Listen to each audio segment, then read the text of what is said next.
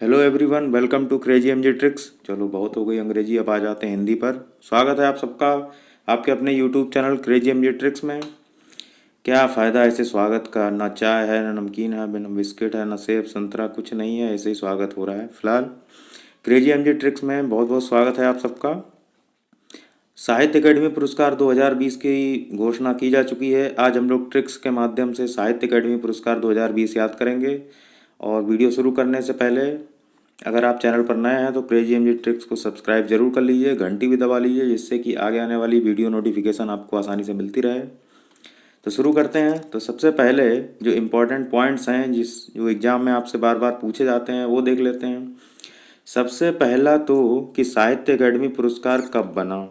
तो स्थापना हुई थी 1954 में और पहली बार ये पुरस्कार 1955 में दिए गए थे। ठीक है, पहली बार कब दिए गए थे? 1955 में।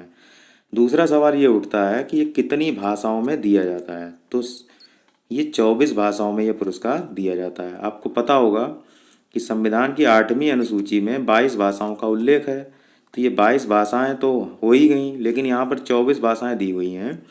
तो संविधान की 8वीं अनुसूची में जो 22 भाषाएं हैं उनमें तो ये पुरस्कार दिया ही जाता है, प्लस ये पुरस्कार अंग्रेजी में और राजस्थानी भाषा के लिए भी दिया जाता है।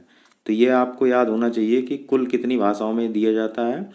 तो 24 भाषाओं में दिया जाता है। 22 भाषाएं तो जो 8वें शेड्यूल में है, भारत की 8वीं अनुसूची में है, वो 22 भाषाएं हैं। और इसके अलावा अंग्रेजी और राजस्थानी भाषा के लिए भी ये पुरस्कार दिया जाता है। अगला सवाल है कि इस पुरस्कार में पुरस्कार राशि क्या मिलती है।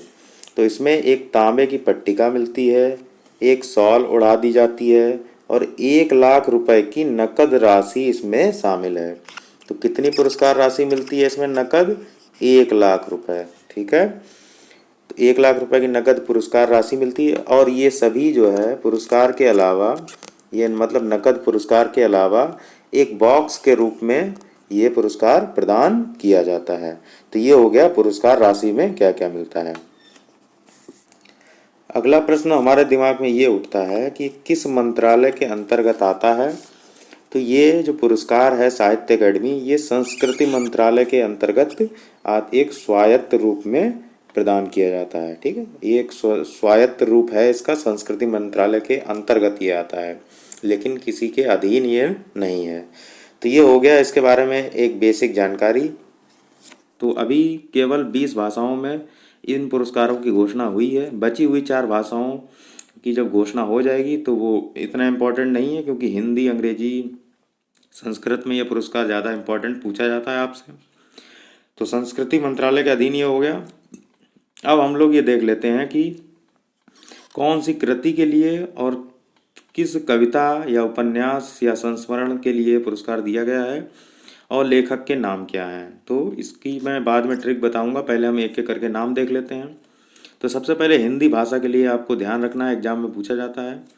तो इस बार हिंदी भाषा के लिए जो साहित्य अकेडमी पुरस्कार 2020 है, ये टोकरी में दिगंत, ये एक कविता है, इसका शीर्षक है टोकरी में दिगंत देयर गाथा। ये आपको नाम याद रखना है। और ये क्या है? कविता है, पोइट्री है। और इसकी लेखिका का नाम क्या है? अनामिका। ठीक है, अंग्रेजी में ये पुरस्कार दिया गया है when God is a traveller, जब ईश्वर जो है क्या हो? एक यात्री हो। ये भी एक क्या है? कविता है। कौन है लेखक? अरुंधति सुब्रमण्यम इसकी लेखिका है। ठीक है, अरुंधति सुब्रमण्यम। संस्कृत भाषा इतना महत्वपूर्ण नहीं है, लेकिन फिर भी देख लेते हैं। वैशाली एक शीर्षक है, ये एक नॉवल है। नॉवल का नाम क्या है? वैशाली। और इसके जो लेखक हैं वो हैं महेश चंद्र शर्मा गौतम। और उर्दू भाषा के लिए ये पुरस्कार दिया गया है एक नॉवल को, जिसका नाम है अमावस में ख्वाब। अमावस में ख्वाब। वाह वाह वाह। कौन है इसके लेखक? हुसैन उल हक हैं। ठीक है, कौन है? हुसैन उल हक हैं। तो ये आपसे हिंदी और अंग्रेजी तो मोस्ट इम्पॉर्टेंट है, कई बार पूछा जाता है। ये आपको दोनों याद रखना है। कैसे याद रखना है ये मैं अभी आपको ट्रिक्स के माध्यम से बता दूंगा, क्योंकि एग्जाम में क्या होता है, आपके पास ऑप्शन होते हैं, आप आसानी से ऑप्शन तक पहुंच सकते हैं। छोटी सी ट्रिक है, आप देख लीजिए। तो उर्दू तक हो गया। अब हम देख लेते हैं इसकी ट्रिक। तो ट्रिक है, अगर आपको हिंदी में पूछा जाए लेखक और उनकी कृति का नाम, तो हिंदी में याद रखना है आपको टोकरी में अनार। क्या याद रखना है? टोकरी में अनार।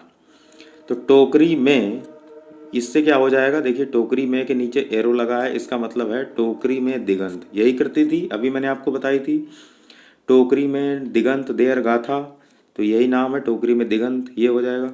और अनार से आप बना लेंगे अनामिका, ये हो जाएंगी इसकी लेखिका। ये क्या है? पोइट्री है, टोकरी में दिगंत। तो अब एक ऑप्शन रहेगा ही आपके पास, तो इसमें पूरा रटने की ज़रूरत नहीं है। टोकरी में दिगंत और अनामिका, ये दो नाम दो याद रखने हैं आपको। ट्रिक क्या है? टोकरी में अनार, और आ से अनार होता है तो हिंदी में शुरुआत में भी, तो ये भी आपको याद रहेगा कि हिंदी में क्या था? टोकरी में अनार। ओके, तो ये आपको तैयार हो गया। अगला अंग्रेजी भाषा में, अंग्रेजी में क्या ट्रिक है कि गॉड को सुबह सुबह प्रणाम करो। क्या है? गॉड को सुबह सुबह प्रणाम करो। तो गॉड से क्या बन जाएगा? When God is a traveller. क्या बन जाएगा? When God is a traveller, ये हो जाएगा। ये भी एक पोएट्री है, और इसके जो लेखिका है कौन है? अरुंधति सुब्रमण्यम है।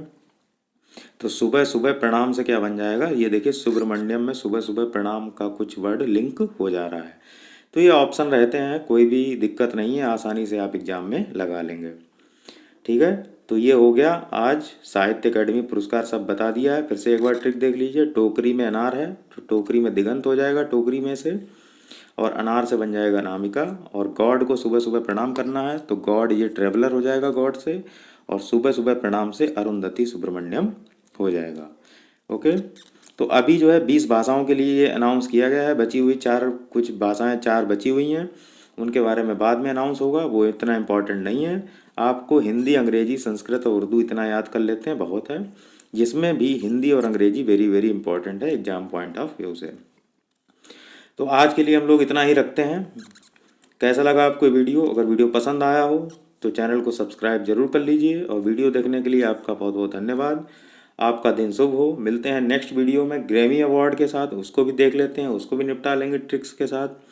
तब तक के लिए अपना ध्यान रखिए, अपने आसपास सफाई रखिए। मिलते हैं नेक्स्ट वीडियो में। बाय बाय, टेक केयर, जय हिंद, जय भारत।